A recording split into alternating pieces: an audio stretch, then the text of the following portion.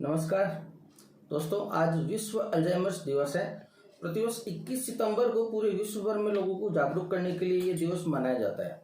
Alzheimer's दिवस 21 सितंबर को मनाया जाता है और इसका उद्देश्य होता है इस बीमारी के बारे में लोगों को ज़्यादा से ज़्यादा बताना। आपको बता दूं कि अल्जाइमर्स एक भूलने की बीमारी है जो बहुत ही घातक बीमारियों में से आती है, लेकिन इसको केवल भूलने की बीमारी नहीं कहते हैं। इसमें भूलने के अलावा इंसान की सोचने और समझने की क्षमता में भी और आगे चलकर उसके बोलने की और उसके देखने की क्षमता में भी परिवर्तन आने लग जाते हैं। तो किसी भी प्रकार का बोलना या सुनना, उसको समझना, उसको याद रखना और उसको दोबारा बोलना, ये सारी चीज़ें अल्जाइमर की बीमारी में प्रभावित होती हैं। और इस बार की जो थीम है वो है लेट्स टॉक अबाउट डिमेंशिया, कि आओ हम डिमेंशिया के बारे में बात करते हैं, भूलने की बीमारियों के बारे में बात करते हैं, और अल्जाइमर उसी का एक प्रकार है। ये मैंने आपको बताया कि ये 3 तरह की याददाश्त के अलावा सोचने समझने की क्षमता को प्रभावित करता है। इसके अलावा ये मनुष्य की मस्तिष्क की सारे काफ़ी कोशिकाओं को, जो मुख्य तौर पर 3 जगह की हैं, सोचने समझने और याद रखने की, वहाँ की कोशिकाओं को नष्ट कर देता है, जिससे व्यक्ति में अपने आप बदलाव आने शुरू हो जाते हैं। व्यक्ति की याददाश्त जाएगा तो क्या होगा कि वो पर्स रखता कहीं और है, ढूंढता कहीं और है, चाबी रखता कहीं और है, ढूंढता कहीं और है, पैंट टांगता कहीं और है, अगले दिन ढूंढता कहीं और है। मतलब उसको मार्केट के लिए कोई काम कहते हैं, मार्केट चला जाता है, वहाँ जाके भूल जाता है कि मैं मार्केट क्यों आया।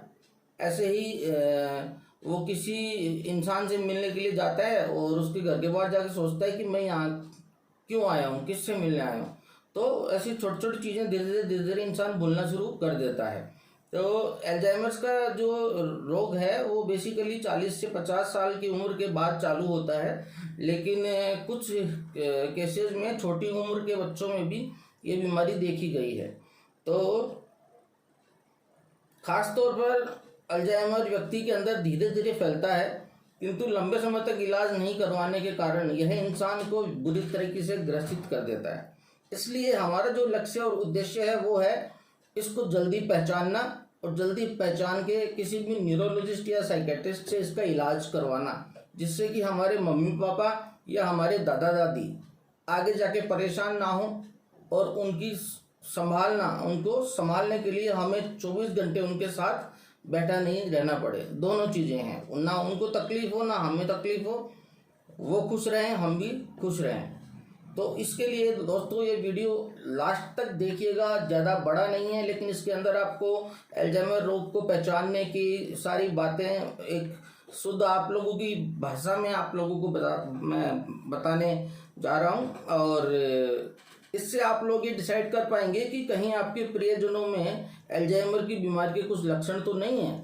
और अगर क्योंकि इसका पूर्णतया इलाज संभव नहीं हो सकता है, तो इसको हम ये कर सकते हैं कि जो ये पूरी बीमारी पूरी याददाश्त 5 साल में चली जाएगी, उसको हम 10 से 15 साल तक दवाइयों के माध्यम से टाल सकते हैं। तो जल्दी पहचानना, early detection and early intervention, जल्दी पहचानना और जल्दी इलाज करना, इसका मूल मंत्र है इस बीमारी को ठीक करने का। और अगर वीडियो आपको पसंद आए तो लाइक और शेयर जरूर करिएगा, जिससे बाकी लोगों को भी ये फ़ायदा मिल सके। अब इसमें लोगों की मेमोरी लॉस हो जाती है और वो इस वजह से अपने परिवार, घर, मित्र, रिश्तेदार, इवन जगह को भी भूल जाता है। कई बार वो मॉर्निंग वॉक में जाते हैं, बाहर से आते हैं और खुद के घर में नहीं घुस के दूसरे के घर में घुस जाते हैं। तो शुरू में क्या होता है कि उनको खुद को समझ में नहीं आता कि ये क्या हुआ, ऐसा उनने क्यों किया। जब देखते हैं कि मैं तो पड़ोसी के घर में आ गया, तो पड़ोसी उनसे पूछते हैं साहब आपका आना कैसे हुआ, तो उस समय वो बात बना के टाल देते हैं कि जी मैं तो वो आपसे ये सवाल पूछने आया था, या मैं तो उस काम से आया था, सोचा आप लोगों से भी मिलता चलो। लेकिन उसके दिमाग में कहीं ना कहीं ये होता है कि मेरे साथ ऐसा क्यों हुआ। अगर उसी समय वो अपने घर वालों से बात कर ले या वो अपने डॉक्टर्स के पास जाके बात कर ले, तो बीमारी की शुरुआत का पता चल सकता है। लेकिन हम क्या करते हैं, हम लोगों को पता नहीं चल जाए कि मुझे कोई मानसिक परेशानी है, इसके चक्कर में बताते नहीं हैं, और नहीं बताने के चक्कर में इसका अर्ली डिटेक्शन, इसको जल्दी पहचान पाना मुश्किल होता है, और जल्दी नहीं पहचान पाते हैं, इसलिए इसका जल्दी इलाज होना मुश्किल हो जाता है। हमें कब पता चलता है, जब इंसान का व्यवहार बहुत खराब हो जाता है और बाहर वालों को दिखने लग जाता है। तो मेरी ये गुजारिश है उन सब लोगों से जिन्हें ये लगता है या लग रहा है कि थोड़ा थोड़ा मैं भूलने लगा हूँ और मेरी उम्र 50 से ऊपर है, तो उन्हें डॉक्टर से एक बार मिल लेना चाहिए कि कहीं उन्हें अल्जाइमर रोग चालू तो नहीं हुआ है। चालू नहीं हुआ है तो बहुत अच्छी बात है, और चालू हुआ है तो जल्दी इलाज से उसके आगे बढ़ने की गति बहुत कम हो जाएगी। दूसरा, भारत में प्रतिवर्ष 5 से 6 लाख लोगों को ये बीमारी, 5 से 6 करोड़ लोगों को ये बीमारी होती है। लेकिन कोविड-19 के दौरान काफ़ी ज़्यादा केस आए हमारे पास, क्योंकि लोग अकेले रहे, एकाकीपन में रहे, बाहर घूमने नहीं जा पाए, तनाव में रहे, और उनका एक ही जरिया था कि वो पार्क में दूसरे लोगों से मिलते थे, बात करते थे, खुश रहते थे, लेकिन वो सब एकदम से बंद हो गया। दूसरा, वृद्धजनों को खास तौर पर घर से बाहर जाना मना था कि आपको बीमारी होगी तो आपका बचना मुश्किल है, तो उनके अंदर डर भी बहुत ज़्यादा था। तो तनाव और डर की वजह से ये बीमारी उनके अंदर ज़्यादा देखी गई। अब जैसे जैसे कोविड-19 के केसेस कम हो रहे हैं, वैसे वैसे ये बीमारी भी वापस कम हो रही है। अब इसके लक्षण दोस्तों क्या हो सकते हैं?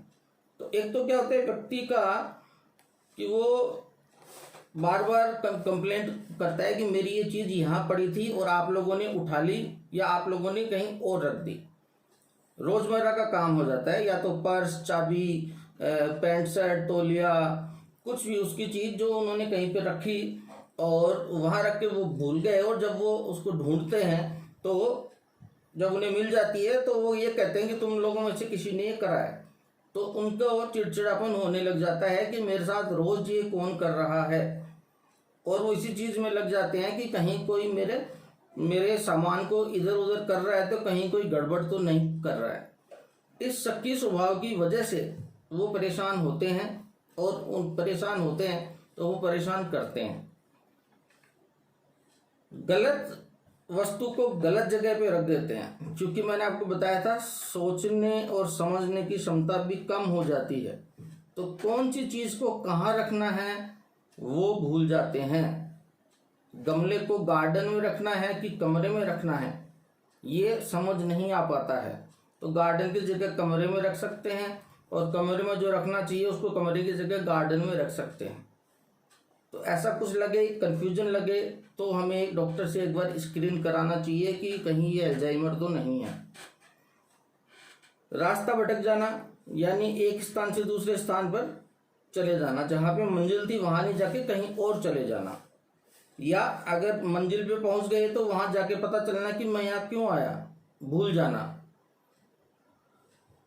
बार बार एक ही काम को दोहराना। हमारे पास केसेस आते हैं कि डॉक्टर साहब हम इनको खाना खिलाते हैं, सब कुछ ध्यान रखते हैं, लेकिन ये हमेशा यही कहते हैं कि मेरे को सुबह से खाना नहीं दिया, नाश्ता नहीं दिया, मेरी बीवी थी तब तक मेरा बहुत ध्यान रखती थी, ये बहू तो बहुत बेकार है, बेटा बेकार है, दोनों पास नहीं बैठते हैं, और अब तो उन्होंने खाना देना भी बंद कर दिया है। जबकि वो प्रॉपर टाइम पे उनको खाना दे रहे हैं, लेकिन वो खाना खाते ही 10 मिनट बाद भूल जाते हैं, और उन्हें लगता है कि उन्होंने दोपहर का खाना नहीं खाया। सेम चीज़ होता है दवाइयों के साथ। वो दवाई ले लेते हैं और उन्हें लगता है कि उन्होंने दवाई नहीं ली, तो वो डबल दवाई ले लेते हैं। क्योंकि हम उनको रोकने की कोशिश करेंगे तो वो उग्र और चिड़चिड़ेपन वाले होते हैं, तो वो गुस्सा कर सकते हैं। ऐसे केसेस में बहुत सारे लोग दवाइयाँ ज़्यादा लेने से उनको रोक नहीं पाते हैं, क्योंकि हम जब बच्चे होते हैं तो वो हमें थप्पड़ मार के रोक सकते थे, लेकिन अभी जब वो बचपन की तरह बातें करते हैं तो हम उन्हें थप्पड़ नहीं मार सकते, क्योंकि वो हमारे पेरेंट्स हैं। ठीक है, तो इसलिए इस बीमारी को पकड़ के इसका इलाज कराना जरूरी है, ना कि उनके व्यवहार को कंट्रोल करना। कई बार क्या होता है कि इसमें लोग कम बोलना शुरू कर देते हैं कि और या कुछ सवाल पूछते हैं तो उनके जवाब नहीं देते हैं, क्योंकि उन्हें वो चीज़ समझ में ही नहीं आती है। कई बार उनसे पूछते हैं कि साहब ये क्या है, तो वो कहेंगे कि ये लिखने की चीज़ है, इससे लिखते हैं। फिर हम पूछेंगे साहब इसका नाम क्या है, तो वो कहेंगे नाम तो वो लिखते हैं ना, तो वो कागज़ पे इससे लिखते हैं, तो नाम से क्या मतलब है, काम से मतलब होना चाहिए। तो मतलब वो सवाल को टाल देंगे, लेकिन उन्हें नाम याद नहीं आएगा। तो इसमें अनोमिया मतलब नाम भूलने की समस्या भी पैदा हो जाती है।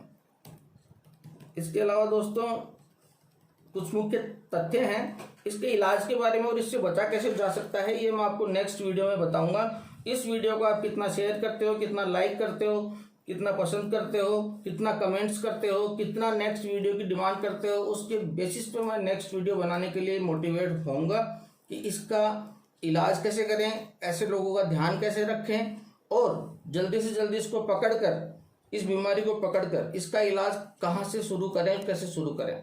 दूसरा, घर पे रहते हुए बिना डॉक्टर की सलाह के हम खुद कैसे इसको मैनेज कर सकें। तो ये सब चीज़ें मैं नेक्स्ट वीडियो में बनाऊंगा, लेकिन उसके लिए मोटिवेशन मुझे आप लोग दोगे। तो यह रोग ज़्यादातर 30 से 40 साल की उम्र पार करने के बाद होता है, जिसमें व्यक्ति की दिमाग अपने आप काम करना कम कर देता है। और अगर कोई व्यक्ति 45 साल से पहले डिमेंशिया का शिकार हो जाता है तो उसको अर्ली ऑनसेट कहते हैं, 45 साल के बाद कहते हैं तो उसको अल्जाइमर्स रोग कहते हैं।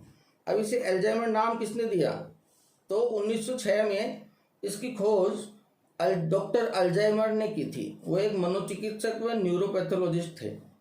तो उन्होंने एक सामान्य याददाश्त की बीमारी से पीड़ित महिला की मृत्यु का कारण जानने के लिए उनके दिमाग का अध्ययन किया, तो पता चला कि उनके 3 स्पेसिफिक जगह जो कि सोचने, समझने और याददाश्त करने, वहाँ की नसें बुरी तरीके से नष्ट हो रखी थी।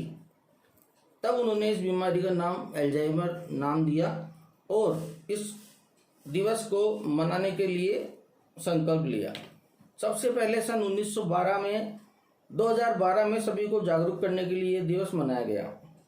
अभी तक इस बीमारी का कोई परमानेंट इलाज नहीं मिल पाया है, लेकिन मैंने आपको बताया कि हम डिजीज़ के प्रोग्रेशन को स्लो कर सकते हैं। अगर कोई इंसान इसके शुरुआत में बहुत कम भूलता है और लास्ट में सब कुछ भूल जाता है, ठीक है, उसके 5 साल लगते हैं, तो हम इसको 10 से 15 साल कर सकते हैं दवाइयों की मदद से। दवाई और उनको कैसे ध्यान रखना है, उनका खान पान क्या रखना है, इनकी मदद से, ठीक है।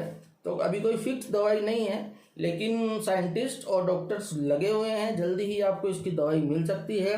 और इस बार जो अल्जाइमर दिवस की थीम है वो है लेट्स टॉक अबाउट डिमेंशिया। चलो डिमेंशिया के बारे में बात करते हैं। तो मैं आप लोगों से बात कर रहा हूं, अब आप लोगों का टर्न है कि आप लोग मुझसे बात करें कमेंट्स के माध्यम से, जिससे मैं आपको उनका जवाब दे पाऊँ और नेक्स्ट वीडियो के लिए मोटिवेट हो पाऊँ। आशा है आपको वीडियो पसंद आया होगा। इसके अलावा आपको अल्जाइमर के बारे में कोई भी जानकारी चाहिए, आप प्लीज़ कमेंट सेक्शन में पूछिए। मैं अल्जाइमर रोग के बारे में आपको कोई भी जानकारी देने के लिए पूर्ण रूप से अपने आप को समर्पित करता हूं, अपने आप को वचनबद्ध करता हूं कि अल्जाइमर के बारे में आप कुछ भी पूछोगे। अगर मुझे नहीं भी आएगा तो मैं कहाँ से सर्च करके किस बुक से पढ़ के आपको बताऊँगा, लेकिन आपको बताऊँगा ज़रूर। Thank you.